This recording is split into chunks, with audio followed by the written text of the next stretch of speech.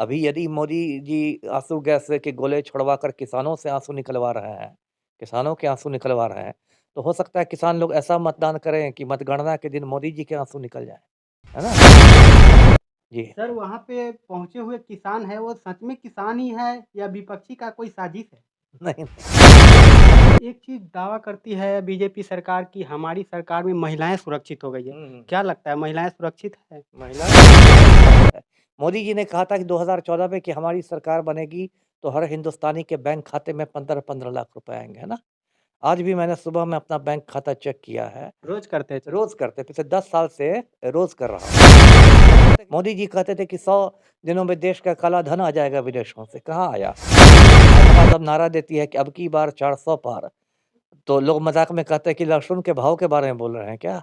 कि अब की बार 400 पार, है ना? तो मोदी जो है झूठ बोलने की मशीन है, दूसरों को सिखाते हैं क्या कि है? झूठ बोलने की मशीन है। झूठ ज बोलने की मशीन है मोदी। मशीन है, बहुत बड़े मशीन है, ऐसा मशीन तो पैदा ही नहीं हुआ था देश में। नमस्कार, आप देख रहे हैं समाचार हाईवे और मैं हूँ आपके साथ अर्जुन गुप्ता। आज हम बात आज हम बात करेंगे देश में चल रहे किसान आंदोलन पे। गेस्ट के रूप में हमारे साथ आज जुड़ चुके हैं अमिताभ दास सर, जिनसे बात करेंगे कि देश में आखिर चल क्या रहा है। मोदी जी तो दावा कर रहे हैं कि देश खुशहाल है, देश में सबको समान, सबको इज्जत मिल रहा है। लेकिन हम देख रहे हैं यहाँ पे कि ना तो विद्यार्थी खुश है मोदी जी से, नहीं तो यहाँ पे किसान खुश है, नहीं देश के गरीब खुश है, नहीं तो यहाँ के युवा खुश है। पहले बहुत-बहुत स्वागत है आपको हमारे चैनल समाचार हाईवे में। जी, धन्यवाद आपका, थैंक यू। सर ये देश में चल क्या रहा है? समझ में नहीं आ रहा है कि मोदी जी तो वादा कर रहे हैं कि हमारी सरकार में सब खुशहाल है, लेकिन किसान आंदोलन देख लीजिए एक बार पहले भी हुआ था, जहाँ पे सरकार को झुकना पड़ा था, लेकिन फिर से किसान आंदोलन हो रहा है। देखिए, देश में एक नाटक चल रहा है जिसका नाम है अंधेर नगरी चौपट राजा, है ना? हम लोग बच्चे थे तो हम लोग ये नाटक किताबों में पढ़ते थे, अंधेर नगरी चौपट राजा, भारतेंदु हरिश्चंद्र का नाटक है। उसी नाटक का हम लोग मतलब मंचन देख रहे हैं आजकल देश में। अंधेर नगरी पूरा हिंदुस्तान बन गया और चौपट राजा नरेंद्र मोदी जी हैं। अब मैं दर्शकों को बताऊँ कि जो नरेंद्र मोदी हैं हमारे प्रधानमंत्री, ये गौतम अडानी के आप समझ लीजिए चपरासी हैं और मामूली चपरासी नहीं, यशस्वी चपरासी। है ना? नरेंद्र मोदी जी रोज़ाना 18-18 घंटे काम करते हैं कि गौतम अडानी की दौलत बढ़ जाए, है ना? और बढ़ी भी है गौतम अडानी की दौलत खरबों-खरब में खेल रहा है। लेकिन आम जो हिंदुस्तानी है उसकी हालत बहुत पतली हो गई है। वो महँगाई से उसकी कमर टूट रही है, बेरोज़गारी से उसकी कमर टूट गई है। अभी आप किसानों की बात कर रहे हैं। देखिए आपको याद होगा 2020 में नरेंद्र मोदी ने गौतम अडानी के हुक्म से 3 कृषि कानून बनवाए थे संसद से पारित करवा के। बाद में किसानों ने इसका विरोध किया 13 महीने तक 1 साल से ऊपर वो आंदोलन चला। दिल्ली के बॉर्डर पर, सिंघू बॉर्डर पर, टिकरी बॉर्डर पर, गाज़ीपुर बॉर्डर पर लाखों किसान डटे रहे खुले आसमान के नीचे ट्रॉलियों में, ट्रैक्टर पर, औरतें, बूढ़े, बच्चे सब लोग। 700 किसान शहीद हो गए। उस आंदोलन के दौरान गुज़र गए। उसके बाद तभी भी सरकार नहीं झुक रही थी, लेकिन बाद में जब किसानों की ताकत बहुत बढ़ी और मोदी को लगा कि चुनाव हारने का समय आ सकता है, तो मोदी जी ने टीवी पर आके कहा कि हमारी तपस्या में ही कुछ कमी रह गई और तीनों कृषि कानून वापस ले लिए गए। और उस समय जो किसानों से वादे किए गए, वो आज 2 साल से ज़्यादा बीत गए, वो वादे नहीं पूरे किए गए। तो अब फिर किसान जो है वो फिर दिल्ली के रास्ते पर हैं और मोदी ने उन मतलब उनको ठान लिया है कि इनको दिल्ली घुसने नहीं देंगे। अब ऐसे ही अब बताइए ड्रोन से आँसू गैस के गोले बरसाए जा रहे हैं किसानों पर। सड़कों पर कीलें गाड़ दी गई हैं, कील ठोक दी गई हैं, है ना? जगह-जगह बैरिकेडिंग कर दी गई है। किसानों पर लाठियाँ चल रही है मतलब घुसे नहीं, जबकि किसानों की जो 12 माँगे हैं, वो सब जायज़ माँगे हैं। उनमें एक 2 महत्वपूर्ण माँग है वो एमएसपी की माँग है, हुँ, हुँ। मिनिमम सपोर्ट प्राइस, जिसको हिंदी में कहते हैं न्यूनतम समर्थन मूल्य। तो सरकार खुद मान चुकी है कि 23 फसलों पर एमएसपी दी जाएगी, लेकिन सरकार एमएसपी की गारंटी नहीं दे रही है। तो सरकार से किसान कह रहे हैं एमएसपी की गारंटी दो और स्वामीनाथन कमीशन जो था, स्वामीनाथन जिन्हें हाल में भारत रत्न भी मिला है, तो उन्होंने बहुत पहले बता दिया था एमएसपी का फ़ॉर्मूला भी बता दिया था कि किस फ़ॉर्मूले के आधार पर एमएसपी देना चाहिए। इसी तरह किसानों की जो बाकी माँगे हैं, जैसे एक माँग है कि उन पर जो कर्ज़े हैं वो माफ़ कर दिए जाए। इस सरकार ने बड़े-बड़े पूँजीपतियों के हज़ारों करोड़ के कर्ज़े माफ़ किए हैं, वो किसानों के भी कर्ज़े माफ़ हों। किसानों की एक माँग है कि जो मुकदमे उन पर दर्ज थे, मुकदमे वापस लिए जाएँ। किसानों की एक माँग है कि जो डब्ल्यूटी है, विश्व व्यापार संगठन, उससे भारत अलग हो जाए। जितनी माँगें हैं, 12 माँगें हैं, वो सारी की सारी माँगें बिल्कुल जायज़ हैं।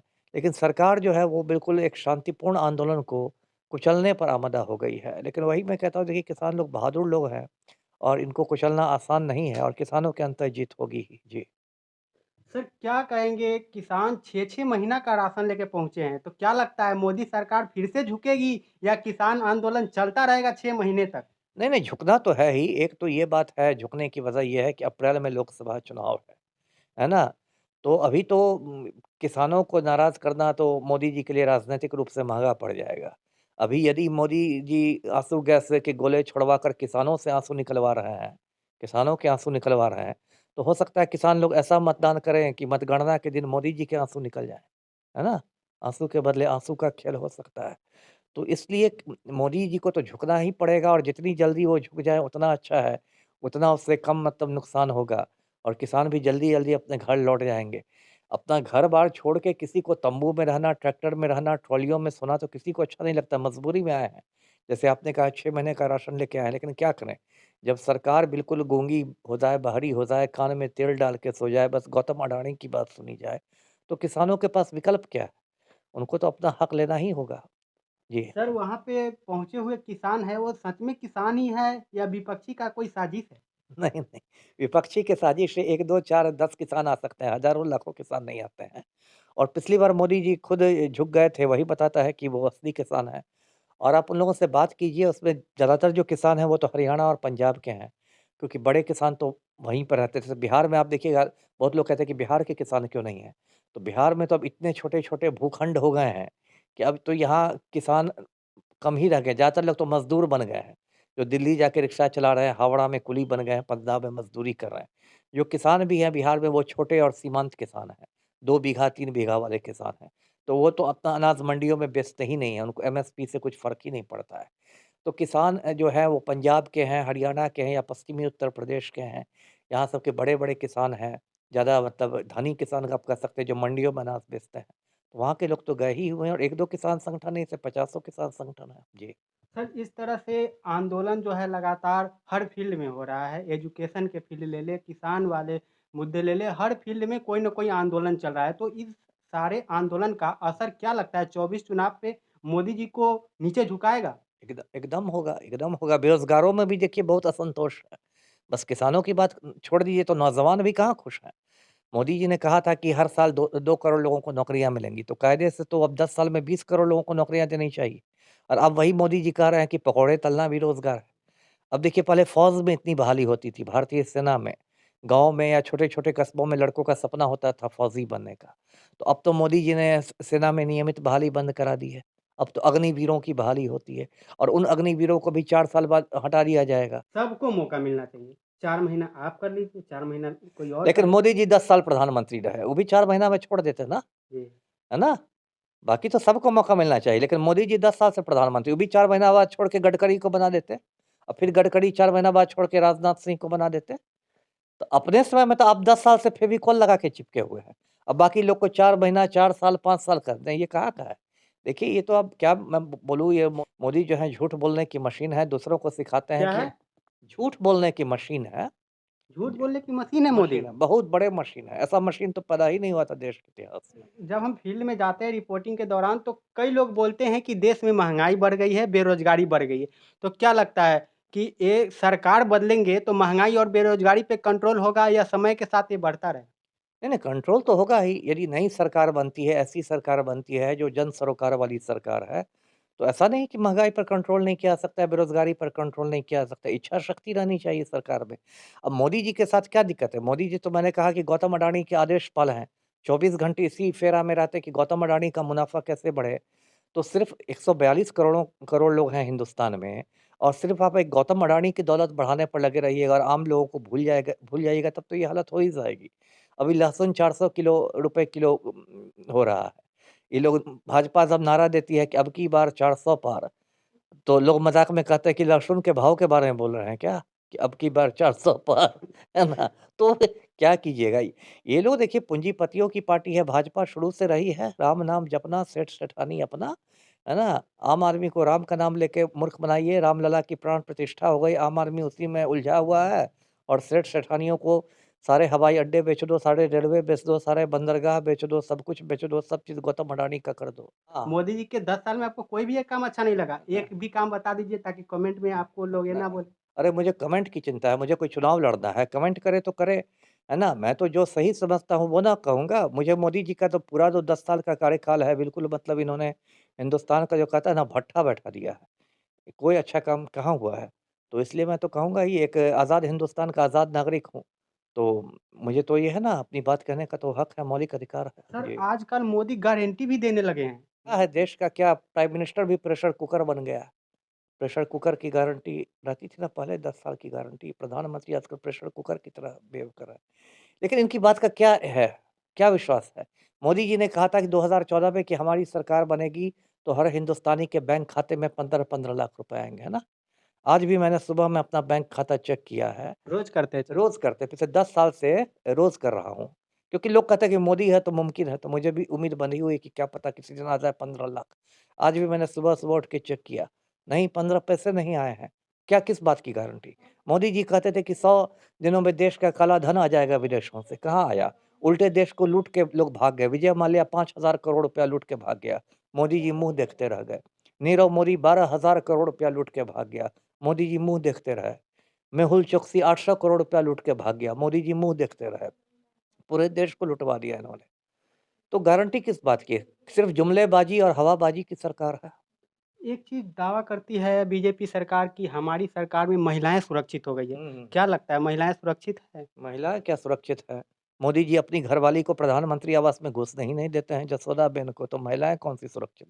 जो प्रधानमंत्री अपनी वाइफ़ को छोड़ चुका है, वो यदि महिला सुरक्षा की बात करेगा तो इससे बड़ा पाखंड क्या होगा?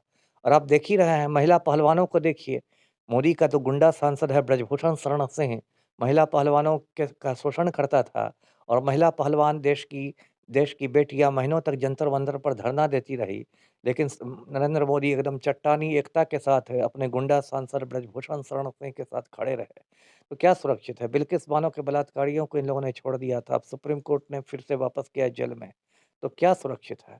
तो कोई सुरक्षित नहीं, इस देश में बस गौतम अडानी सुरक्षित है। जी। पता रामलला के चक्कर में लोग आम लला को भूल गए, है ना? मतलब आम आदमी के दुःख दर्द को भूल गए हैं, आम आदमी जो महँगाई से, बेरोज़गारी से त्रस्त है, उसको भूल गए हैं। तो कितनी भी रामलीला करें राम अब तो लोग यही पूछ रहे हैं, युवा देश का पूछ रहा है कि क्या हम लोग कटोरा लेके राम मंदिर के सामने भीख माँगेंगे? है ना?